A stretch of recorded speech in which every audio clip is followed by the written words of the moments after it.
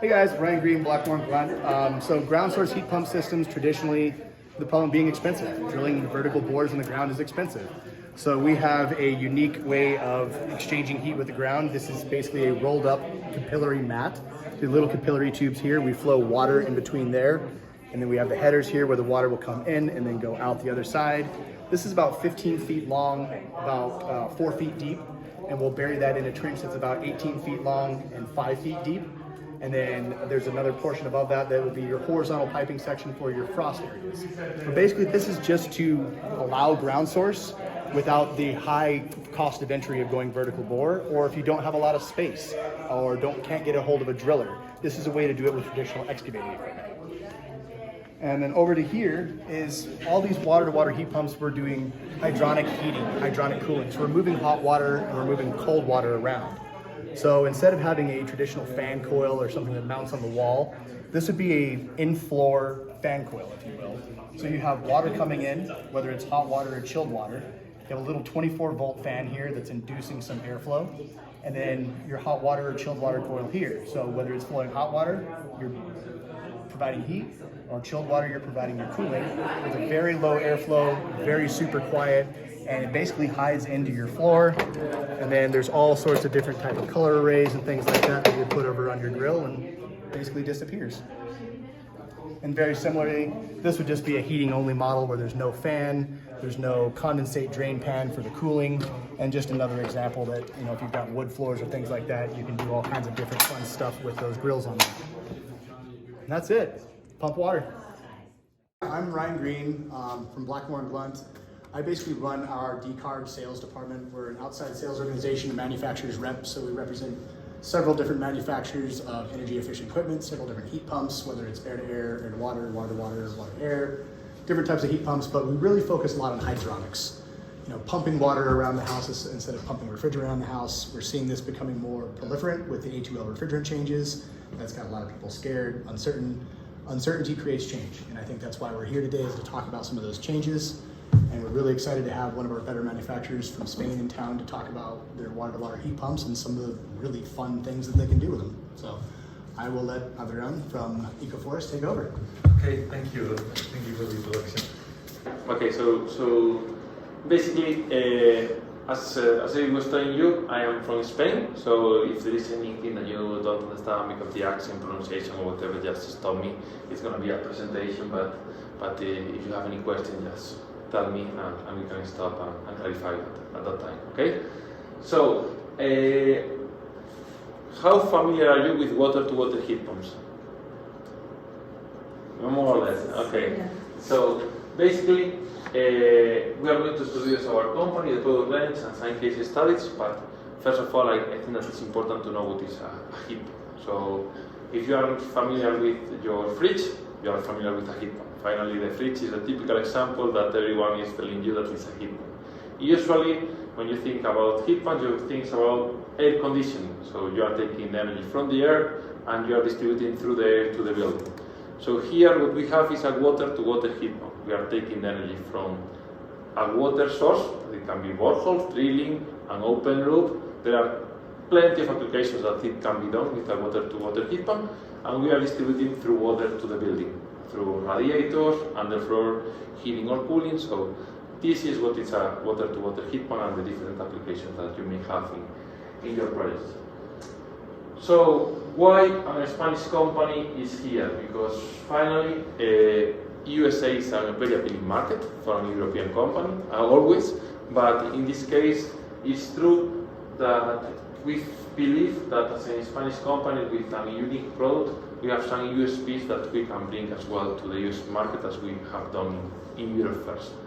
So, the company, just a brief introduction. It was founded in 1959 by this owner, that is Mr. Alonso.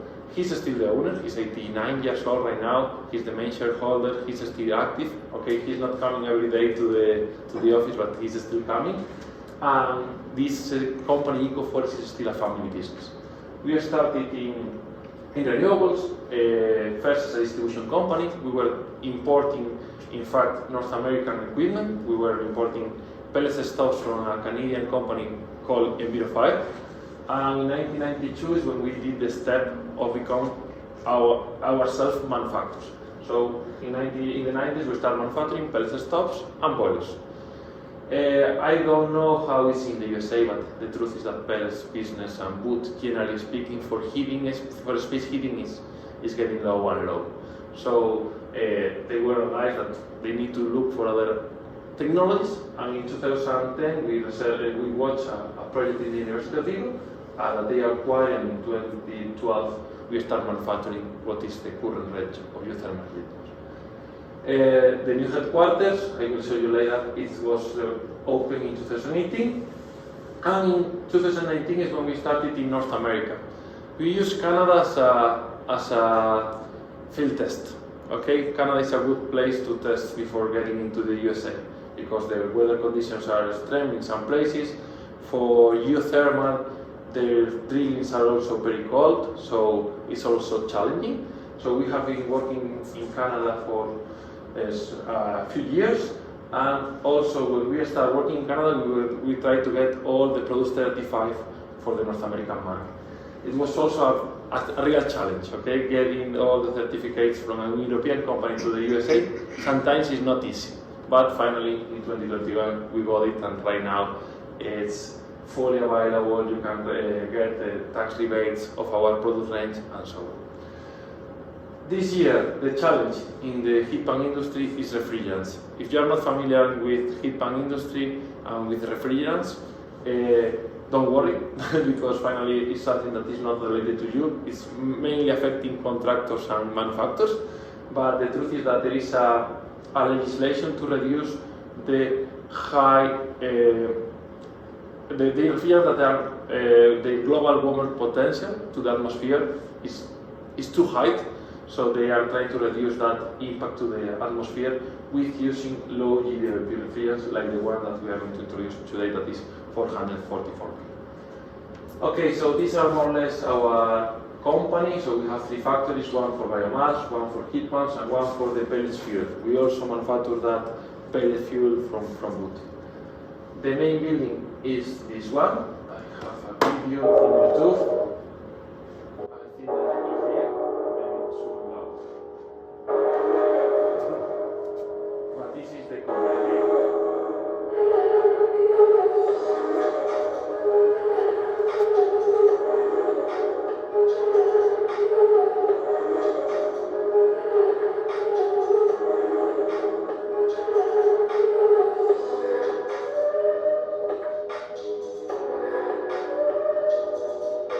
Tesla is also getting bigger in Spain.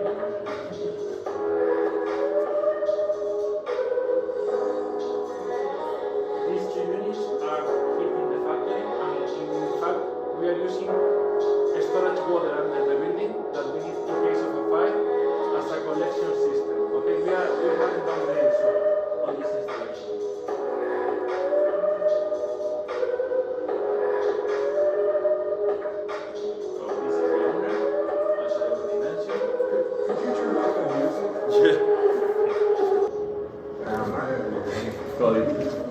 Thank you. Okay, so some important thing of our products, as you can see there, is that we have our own laboratory, okay? So we are manufacturers, but we also are software developers. We also call us also an engineering company because a big percentage of the effort and also from the economical budget is coming back to R&D, and we are trying to develop new products and especially control strategies for our units. Because finally, sometimes it's even more important the control than the product itself. So these are the production lines, and as you can see, there are so many people working. In fact, it's us, it's the real workings of EcoForest, the one that are on this video. So it was just, I know that coming from Denver to our city is not easy, so just to bring our factory closer to you, okay? So this is something real.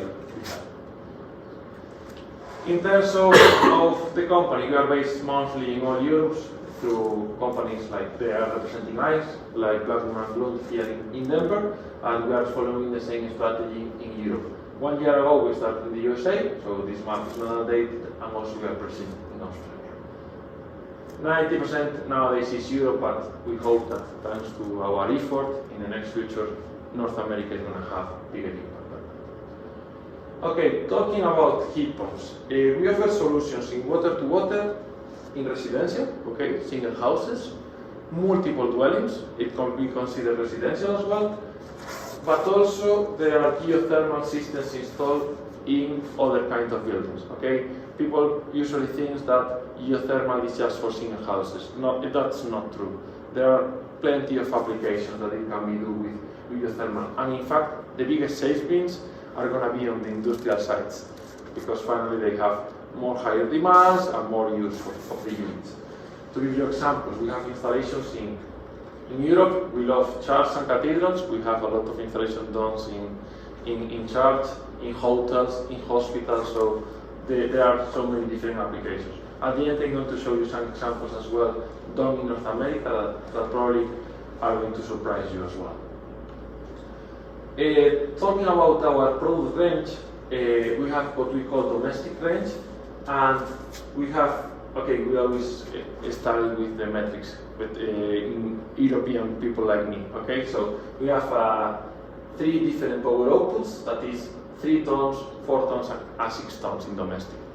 We offer the option of having the without domestic water tank included and with a domestic water tank included. That depends on your domestic water demands. It's something that we can help you to calculate, and if it's enough, the tank inside or not.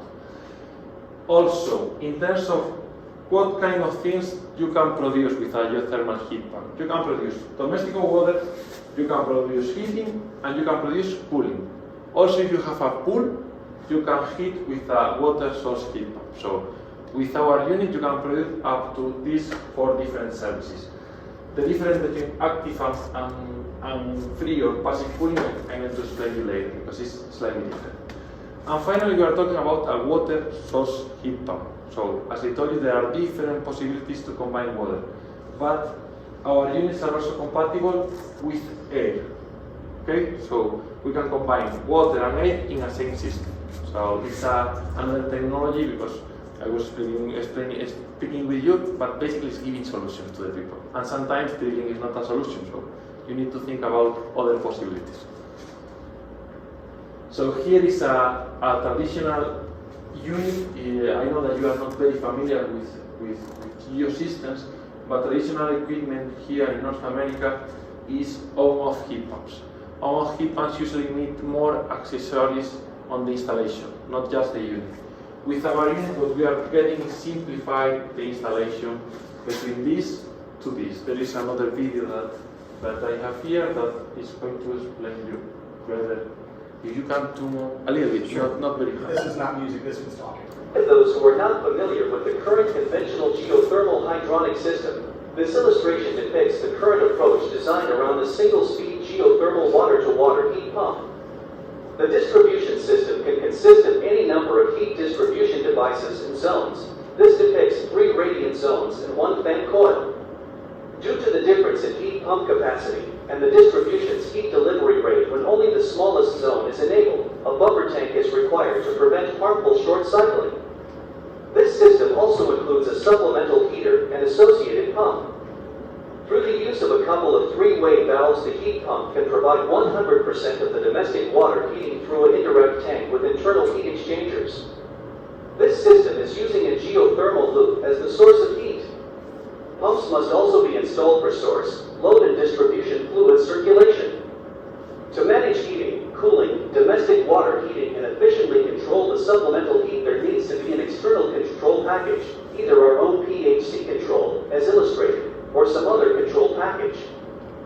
In the eyes of the installing contractor, this represents a lot of materials, as well as a lot of labor to install.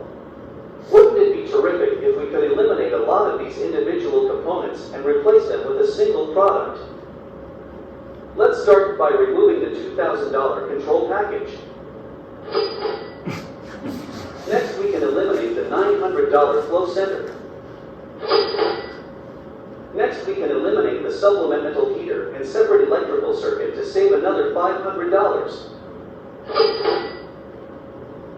Next, we can eliminate the buffer tank required to keep single-speed heat pumps from short cycling, saving another $1,000. Now let's take away the various external pumps and three-way valves, easily saving hundreds of dollars. Now let's clean up the piping leaving the indirect hot water tank and the single-speed water-to-water heat pump. However, this is only possible if we replace the heat pump with a variable speed heat pump that has been designed to incorporate all the required system components, including controls, pumps, and valves. First, let us move our hot water tank and drop in our new heat pump. Now, let's connect our piping to the hot water tank and our hydronic distribution. Next, we will connect the source side piping directly to the loop field. But imagine receiving a phone call from your loop installer, and he tells you he cannot install the loop for 8 weeks, and of course your customer wants the air conditioning turned on yesterday. No problem. You can use the outdoor air-to-water heat exchanger to get the system up and running before your customer breaks a sweat. So basically, this was the summary. Okay, coming back to the previous slide, because one thing that we are doing in the domestic unit is we are including all the main components of the installation inside. So from the factory, we are building it. It's not the contractor on site that it should do all this stuff. So you are saving in materials, you are saving in labor hours. I know that contractors is not cheap here in the USA, the labor hour of a contractor, and also the space. Here maybe you have, especially in single houses, sometimes you have a lot of space, but for example in Europe it's an issue. So. Can you talk about the space requirements for the loop field? What do you mean with the space required? For the loop field? Yeah. That is going to depend on the kind of collection that you are going to do. So if you are doing a horizontal collection, probably you need bigger lands. If you are going to do boreholes, depending on the size, a borehole is a very small area. Then you need to leave, I don't know how it's in feet, 2-3 feet between them. Then how Roughly. far? So I mean, in Denver, you're typically looking at 250 to 300 feet vertical boreholes. Okay. I've got a heat exchanger back here that we're using to do a different way, where you're using about a 15-foot long trench and about 5 foot deep on a trench that you can use a typical excavator. So it depends on the type of heat exchanger that you're using, and then it also depends on the soil that you're putting it into. The typical vertical is about 250 to 300. Okay. So yeah, it's going to depend as well. But. I have a question. So far, the only difference I've seen between your design and previous design is the variable speed pump A compressor. and compressor. Yeah. So what's the difference? So if you were to put a variable speed pump in a traditional system, what's the difference? Now you finally it's among that. Okay. Finally, as I told you, controllers. So the software is something very, very important. How we inbuilt a variable speed compressor. Here there is already variable speed heat pumps, but usually they work on steps. Sure. In our case, it's real modulation. It's more like air conditioning. So Sure. our compressor can modulate around 80% of capacity, and this is because we have working very, very long hours to develop that control strategies. Later on, I'm going to show you some of the things that you can do with our heat pumps that is not possible to do it with some others. So, for example, PV management. How we combine our units with a PV installation is something that is unique. There is no one else doing like that. Other thing that is possible to do with our unit is remote monitoring. We offer inside of the unit one tool that you can check how is the status of the unit, if it's on, off, if there is an alarm, if there is any issue, what is your COP. So the user, the contractor, the distributor, and us from the factory, we can check what is going on that unit. If it's going well, you don't usually hear anything about that. If it's something wrong, from factory in Spain, we have access to that unit. So finally, in terms of backup, it's also a very important tool. More things that I can think about it. PV, imagine the HDR, how we produce domestic hot water. Usually here, domestic hot water production, he is showing in the scan that there are some three-way valves, so the heat pump is like working in heating. Everything that controls are external. The domestic hot water control strategy for us is 100% inbuilt.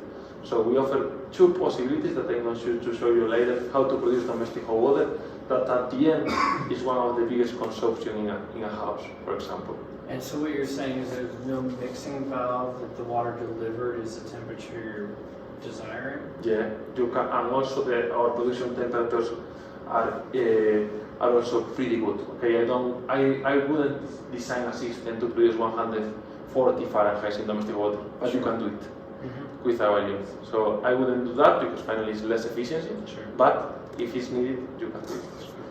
I will show you some of the things later on. Okay, now the same range basically with 454 V. So a new refrigerant, lower potential. So these are the options, the things that I already mentioned that you can include inside of the unit.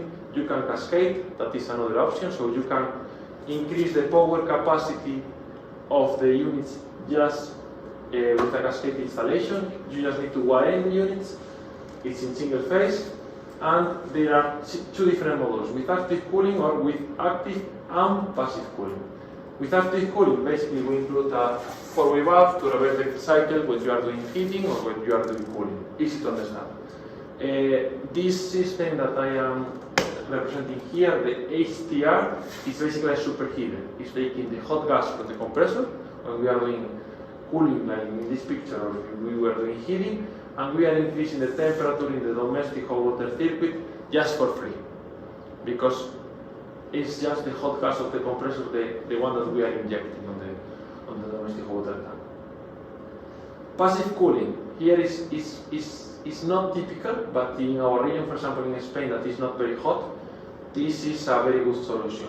Inbuilt from factory again, we have this passive cooling heat exchanger. What we are doing is we turn off the compressor, so the compressor is not working. For that reason, it's also called free cooling, because the only consumption that you have is from the brine pump and the production pump. So what you are doing is circulating the water to take the heat out from the house. So for that reason, it's passive cooling, because it is only the compressor is not working and you are just circulating water. This solution is very good, for example, in spring. Here in Denver it's getting hot, maybe the beginning of summer as well. At some point you need to activate the active cooling because this heat rejection is not going to be enough. We have also a 27 tons unit for commercial applications. The only difference between this range and the domestic is that in this unit we don't include this circulation pumps, we don't include the expansion or production, so this production expansion vessel or the low production expansion vessel, because it doesn't make sense. Depending on the size of building, depending on the application, you need to size according to that, the auxiliary elements. And we are able to help you with that. Okay, EcoForest has also a technical office department that is able to help you in the design of your projects. So the same, with the same solution with 454 V. So in this case, the power supply is going to be this. Okay, in commercial, mainly it's 460. There are some units that maybe can be 230 volts, and it's something that we can consider because that compressor is also available on that power supply. In this case, as we are working in bigger projects, sometimes you need bigger outputs. We are able to cascade up to 6 units as well, and we need to do that external controller. The overall cost of that external controller is not very high. So the internal module, and now I'm going to go deeply and what we are doing different and why it's very good using not just our units, a water source heat pump generally speaking, okay? So in terms of modulation, I already mentioned that we have inverter technology. Inverter technology, if you are on the building industry, you know that in air conditioning is very, very popular. So there are inverter, air-to-air systems everywhere. We try to do the same with water-to-water heat pumps. And in Europe, it's becoming more and more popular. We have been working with that since 2010. In fact, we have never manufactured a on-off heat pump, always it was inverted, and for that reason, our efficiencies and our way to adapt inverter technology is very good. With inverter technology, you are going to work more hours, but the efficiency is going to be higher, and you are reducing the start-stops.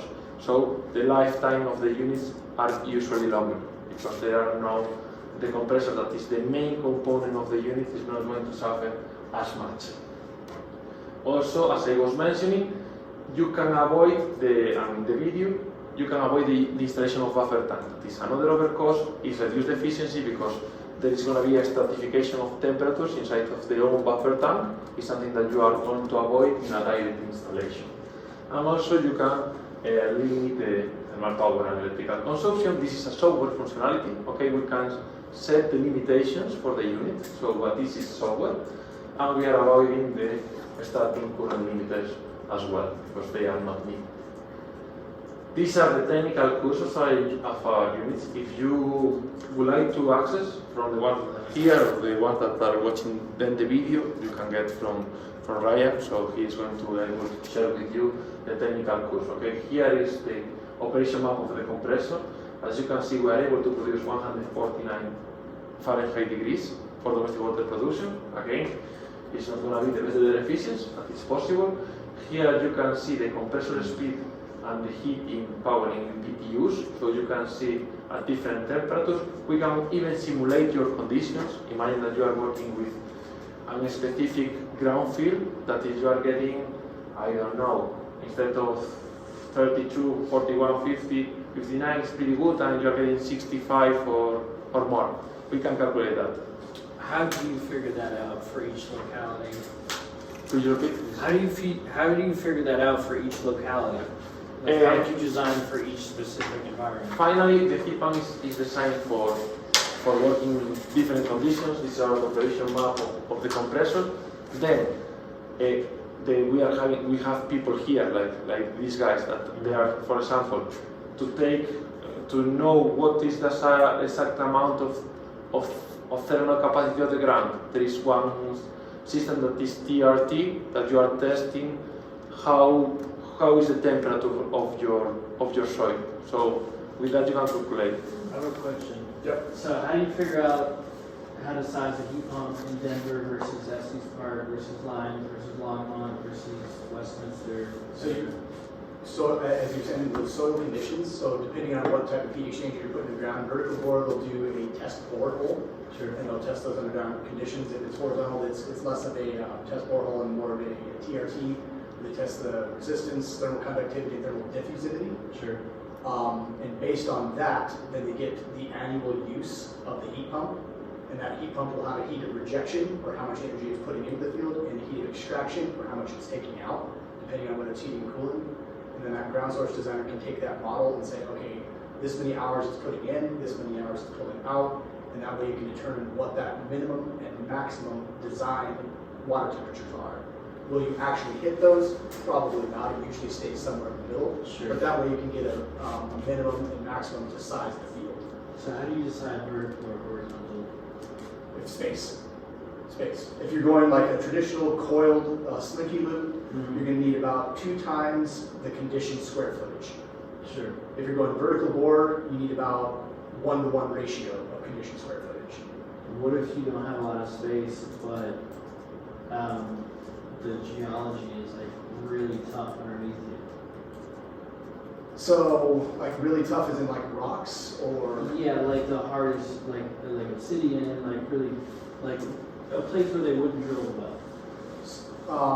A good example, like Stanford University has a couple of ground source systems, and they drilled in straight granite. Well, how much does that cost? You know, Cost more, like, but less drilling. You get better heat transfer out of granite versus dirt. Sure. So there's always a trade-off, and that's why I'll always say, find a certified ground source designer and a certified ground source installer. Sure. Otherwise, there'll be a lot of rules of thumbs, a lot of guessing, and that's when you're going to get a system that's not going to work right. Yes? Is the boring similar to like drilling a 300-foot well? It's very similar, except you don't case it.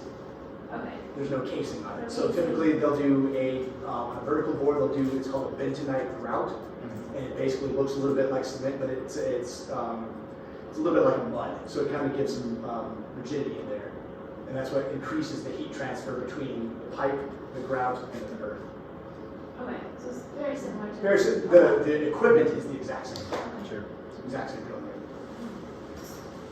Great question. No, I finally something that we need to, as a geo manufacturer and probably Ryan as well as a geo industry, is sometimes one of the things that we need to face is the lack of awareness. Okay, so from the decision makers. For this, for each project, usually from manufacturers, I'm not just speaking about EcoForest, I am speaking about geo industry. You are going to have a lot of backup to overcome that challenges that are going to come in the project and to choose the right solution. Okay, it can be from the drilling when we are talking about the boreholes or the horizontal. It can be from the manufacturer when we are talking about how to design the system internally. But you are going to have a lot of backup because usually people in the geo industry, everyone knows each other. So we are a small group of people, and also it's usually very enthusiastic people as well about geo industry. So you are going to have a lot of support when you are thinking about to install a geo system. So it's something that you need to take into account. Regarding refrigerants, basically, traditionally GWP is global warming potential. So it's how much damage you can create to the atmosphere. The new regulations from the EPA, and in Europe we are facing the same, is forcing you to use low GWP refrigerants. Usually we are setting F32 as the average one. Okay, F32 depending on how they calculate, it says 675, 650 or 705. The F32 is huge in air conditioning industry, so it's very difficult to ban F32, so is the limit. Now in North America, in geo industry, the popular is R454B. This is the one that almost all manufacturers are going to use because it's the direct replacement of R408. So it's more or less the same efficiency. You can have also compressors that are compatible with both, so it makes sense. So you reduce the. Are you doing any that are like fully natural refrigerants, like 290 or 740? Yeah, that is the next slide. So that is the thing of R454B. The problem that you may have is that it's H2L, so it's considered medium flammable. And in this case, you sometimes, depending on the quantity of refrigerant per square feet, so in the bedroom, you need to evacuate installing some ventilation system. Mm-hmm. In our case, we have the experience of R290 in Europe. R290 is A3, is considered highly flammable, and for that reason, in the USA, is not allowed to use in heat pumps. I'm not talking about water-to-water heat pumps, I'm talking about air-to-water. Mm-hmm. In Europe, for example, we are not as strict on banning R408. We can use R408, if I am not wrong, until 27, something like that.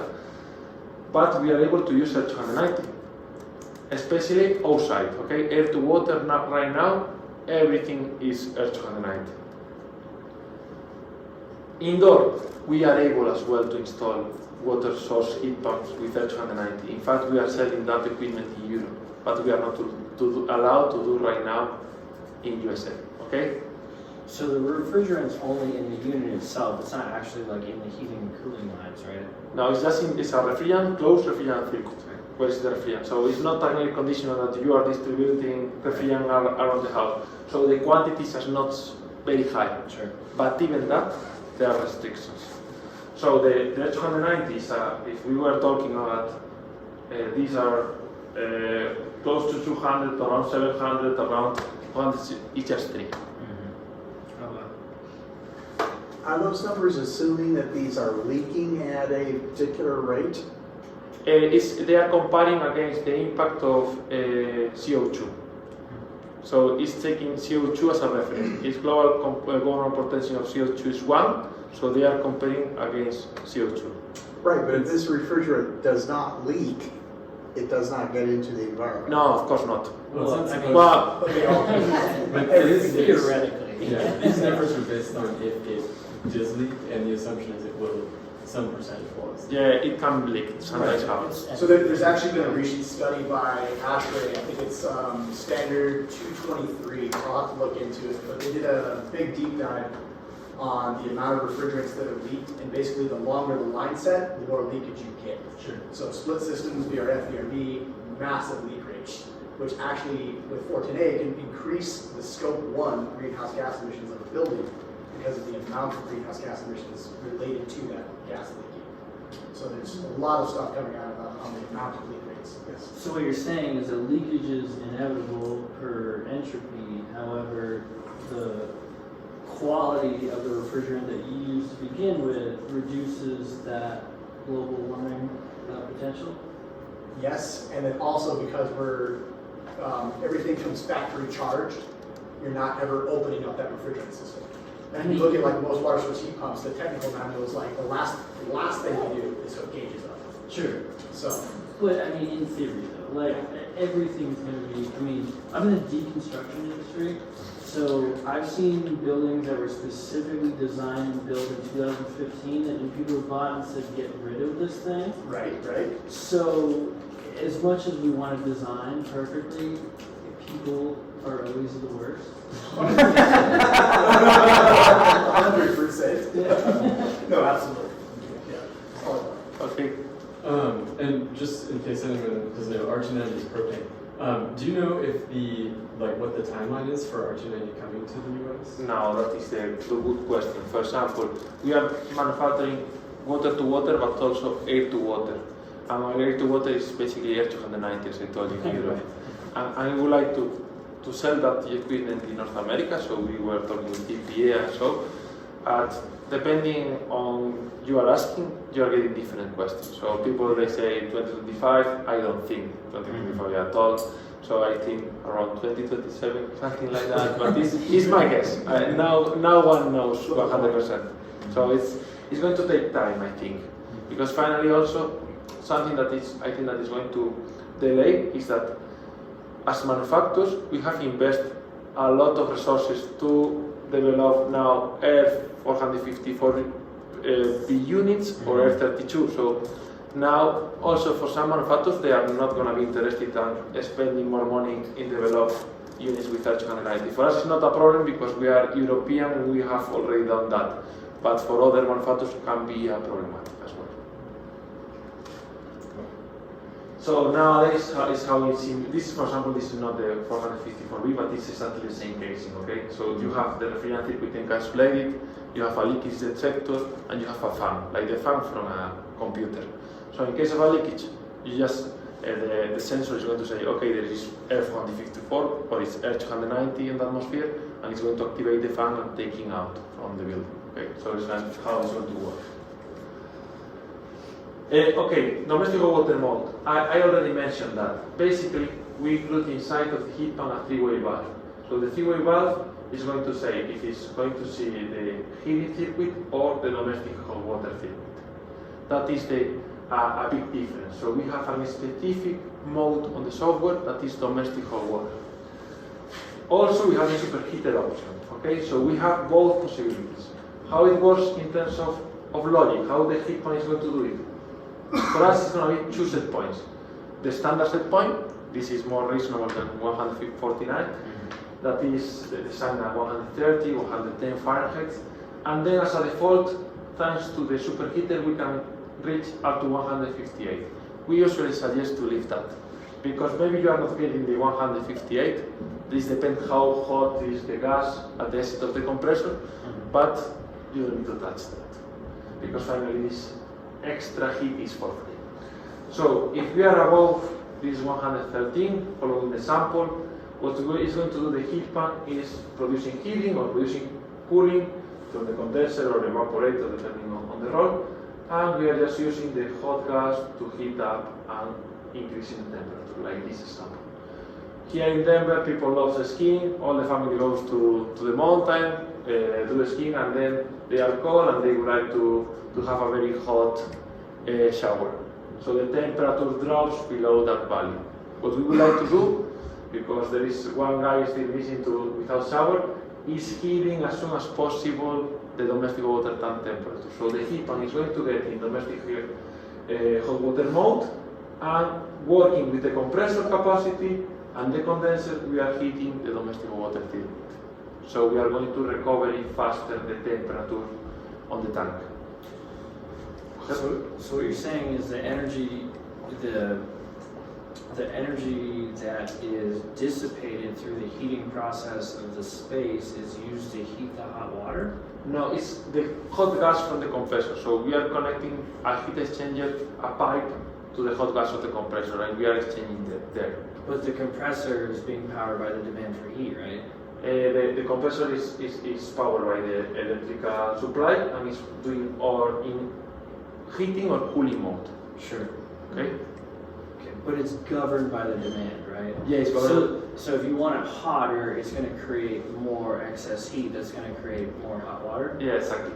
Okay, because generally, like in hydronic systems, you're doing priorities. Yeah. So you're going to heat the hot water first, and if there's anything more, you're going to do domestic heating. Exactly. You can in our system you can configure which is your priority. Sure. So you can select number 1, domestic water, number 2, heating, number 3, cooling, if you have a pool, number 4. As default, I think that it's appears like that. But imagine that you prefer having heating than domestic water. You can put number first heating. Up to you. So the question is, if you're creating more heat, like space heating, does that create more domestic hot water, or are you choosing one or the other? If you are creating space heating, you are going to have heat recovery. How much is going to depend depending on your flow temperatures and how the compressor is working. Gotcha. Okay. So, if you need then domestic hot water, the heat pump is going to do in domestic hot water. If you need cooling, to do cooling. Okay, so it's how it's going to be the logic. Gotcha. Am I understanding this correctly that we're on that diagram where it's the top 2 red lines? Yeah. That those are like the domestic water itself is moving through the heat exchanger? And then alternatively on the bottom, is the bottom loop still like an exchanger or a loop in the hot water tank, or is that actually for space heat, the lower orange one? No, there are pipes for domestic hot water. So our unit is going to have like 6 pipes. 2 for the drillings, 2 for the domestic water liquid, and 2 for the space heating or cooling. Okay. So I'm going to show you later as well this scheme, so it's going to be more clear than that. So more or less you got it. Sorry. Is a resistive heating element an option here? Yeah, it's inbuilt. So we have a 6 kilowatt electric heater that you can install in 3 modules, 2, 2, and 2. You can connect whatever you prefer. So the good thing of this is that you get better performance because finally there is one electrical consumption, but you are doing heating and domestic water, cooling and domestic water. You are avoiding again start-stops because as you are producing domestic water for free, you don't need to start again for domestic water and so on. So that is the main advantages of that. Also, this option is also available in the light commercial units. In terms of cooling, I already explained you the difference between passive and active, and I'm going to give you another possibility, that is the simultaneous heating and cooling, okay? This is, I always give the same examples. One is, imagine a data center, or a hotel, where it's a north face and a south face. On a data center, when you need to cool down the server room with the computers, but the rest of the building, they need heat. So when you have a demand of heating and cooling all over the year, you can use this scheme. That is basically produce heating and dissipate the cooling instead to the ground to the additional buffer tank. In this case, everything is about solutions. I tell you, you can avoid buffer tanks. In this case, you need 2. But everything is going to be controlled by the heat pump itself. So the heat pump here is represented, you can see pretty well, but there are numbers when we design the scans for you, that numbers are going to be for the contractor, so they know where they need to connect each of the elements that they are installing outside of the unit. And we are playing with that four-way valve to say if we need to take more from the ground, if we need to reject, if we are going to play with all the demands between the heating and cooling unit, okay, and the ground. So this is another option that you may have. For the PV lovers, this is our solution with photovoltaics. Okay, so basically we take care of the heat pump installation. PV specialists are going to take care of the PV installation. So, inbuilt on the unit, there is one software that is called eManager. It's for free, it's already inbuilt on the unit. As I told you, we try to include all the elements inside. What we need to install is this additional energy meter. So this energy meter is going to read if we are producing PV and we are selling to the grid, or if we are consuming from the grid. In fact, you have the option also to limit the consumption from the grid at certain hours. I don't know how it was here in Colorado, the utilities and so, but I guess that there are some hours that are more expensive, like in Europe and so. So you can limit the use of the heat pump thanks to that. So that is also a possibility. But the solution that I would like to show you right now is, imagine that you are producing 4 kilowatts of PV. You can store it in batteries. Okay, the batteries are full. So you are having still a surplus of energy. What are you going to do? Probably selling to the grid. I don't know how much money are you getting, if it's good or not, if it's a good money or not. In Spain, for example, there was some point that you need to pay because you were connected to the grid. Now this scheme no longer exists, luckily, but you are getting pennies for the electricity that you are generating. So instead of that, what we are saying is, okay, the energy meter is going to read, okay, we are selling to the grid. So it's activating the heat pump with just the exact amount of energy that you are producing. So you are not consuming from the grid at all. You are just adapting the production of the PV panels to the consumption of the heat. And we are doing thermal storage. How we do it? You are going to have surplus set point. On the eManager menu, you set the surplus set point. It's going to be more challenging than the traditional set points. And this is thermal storage. Okay, and you can prioritize as well. You can store it. If you have a pool is something that is quite expensive to heat. So if you have sun available, why not to put pool as a priority? Because you are doing for free. This is a real example. This graph is taken by a German installation company, and basically in PV is the PV power, photovoltaic power, generating the PV panels. In purple, or this strange color, is the heat pump consumption, and as you can see, it's adapting perfectly to the core. And why? Because it's a variable speed heat pump. Everything is related. So here is the limit of consumption of the heat. For this reason, we are not going to the top, because in this case, this is the maximum electrical consumption of the unit. And with that energy, we are increasing the set point on the domestic water tank for free. So this is the conclusion: giving solution, giving combination renewable energies, and so on. Our heat pumps includes as well energy meters, so you can see how heating are produced, cooling, electrical consumption, COPs, and also if you have this technology, include how much of the energy produced from the PV panels has been self-consumed by your heat. This is a real case also from Northern. In terms of software, we can manage all the elements of the installation, so it can combine boreholes, open loop, the dry cooler that I mentioned. We can combine a dry cooler with a borehole. Imagine that you don't have enough space, or the dealer make a mistake, or it's a retrofitting. For example, here in Denver, probably there are water heat pumps for 20-30 years now installed that they need to be replaced. The boreholes, the technology has improved a lot. Probably the boreholes done in 20-30 years ago, they are not giving you the same amount of energy. So instead of drilling again, you can use that as a backup. I kind of lost you there. I kind of lost what you're saying, but are you talking about like existing residential units that have hot water heat, like baseboard heats, and like attaching to that? or no, you were talking about something else. Correct. Yeah, correct. Correct. Yeah. And what he's saying is on the left, this unit can do your hydronic baseboard heating, hydronic cooling inside the house, inflow radiant, fan coil, anything like that. And then what you get it from, you can either get it from the bore field or an open loop or a combination of their air source unit and the bore field if like the bore field was underperforming, or you only had space for like one bore or something like that. You could supplement it with the air source and the ground to do your hydronic radiant heating or whatever inside. So are you seeing a lot of residential improvement, retrofit, where they're maybe using their existing hot water heat baseboards and installing your equipment to their older hot water heat system?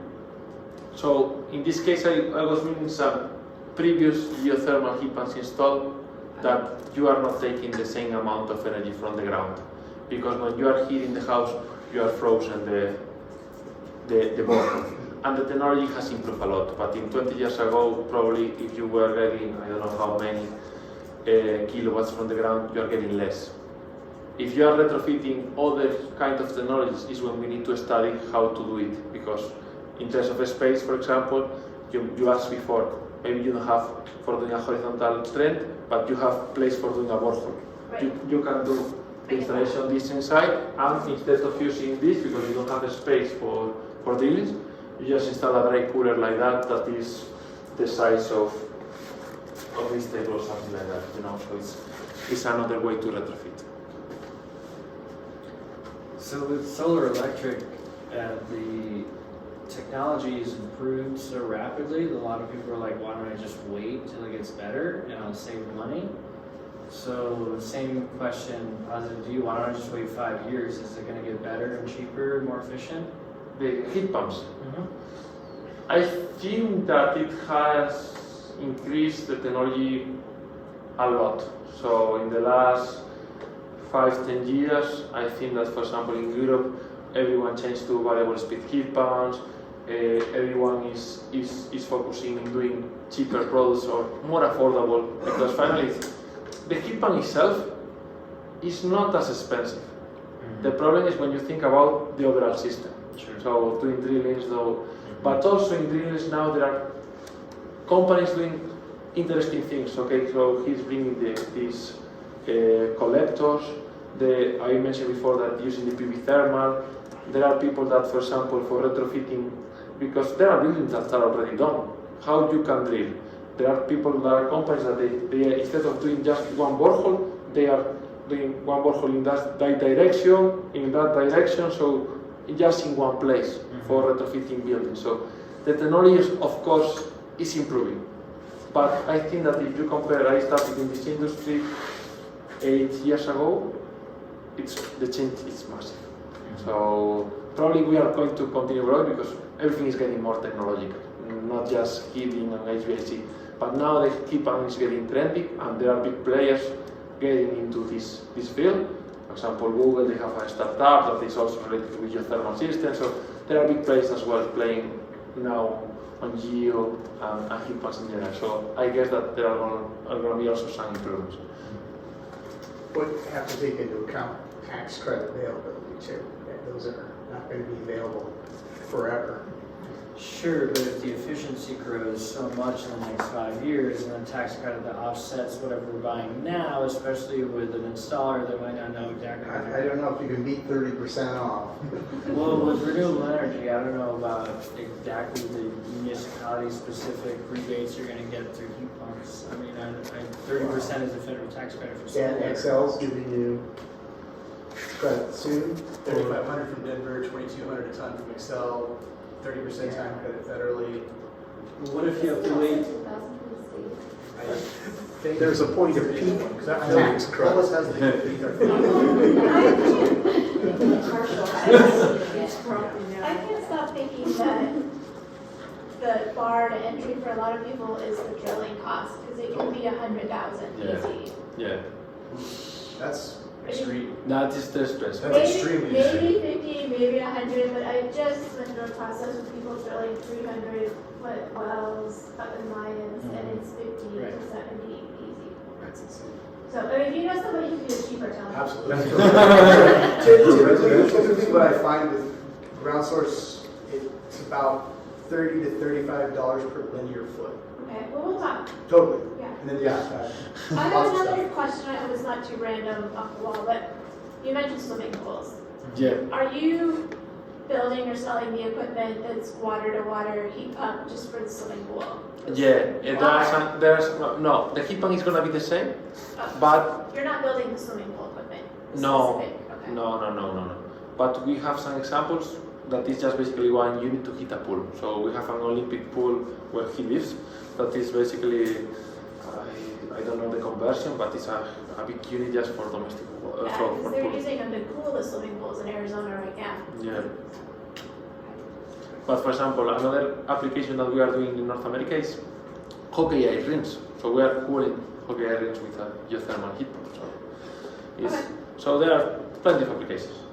Again, so here, this is the last site in the production. We can control 2 buffers, one for cooling, one for heating, 4 production temperatures, the domestic water treatment. You can control everything from the unit. Cascade, as I mentioned before. Also, here I'm just going to note something. The heat pump is going to try to work in the most efficient point. It's not going to, it's going to try to distribute hours when there is more than one unit. It's not going to be working 100%. It's going to adapt to the maximum efficient point, and it's going to balance the hours. So it's not going to be one unit with 1,000 hours and the other with 200. It's going to be 60, 100 each, maybe not, but 550, 650, so something more close. This technology I already explained you is another option. Reduce the initial upfront of using dry coolers. Of course, it's going to be probably less efficiency than if you combine with a borehole or with a drilling, because finally when you are working with air, you are highly dependent on the outdoor temperatures. When you are working with the ground, usually the temperatures are fixed and are higher. So you're highly dependent on the air temperature, you said. Yeah. But I don't saying but to argue, but we're finding in Colorado that air source heat pumps are working better than we thought, in the past 5 years. Yeah, The no, results are amazing. that's for sure. Finally, as we were speaking, the technology has improved a lot. For example, in one of the units that we have available in Europe, it has an AVA compressor that is it's just one compressor but in 2 compressions. Okay, so that is allow you that even at lower temperatures that you can keep the performance, because one of the problems of the air to water is that when the temperatures are very low, it drops a lot the thermal power delivered. But with that technology, you are reducing that impact, for example. So it has improved a lot the air to water system. So here in North America, it's start getting popular. In Europe, they got popular 10 years ago, but now in North America we are seeing that as well. It's getting popular. Do you think for most people this would be sufficient? Yeah, so it could be an option. Yeah, that is, and also depends in which area of North America you are based. Imagine Chicago. I was in Chicago, and you were also in Chicago in January. And air to water, I think that they were struggling because it was very, very low temperatures. So everything was frozen. I haven't ever experienced as much as scholars at that place in Chicago. I'd say your net zero, your passive houses, folks that are pursuing a super high performing building, that would probably be sufficient. Okay, because it's a higher performance It's building. so little energy consumption to begin with, absolutely. And such a good envelope. Exactly. Okay. Exactly.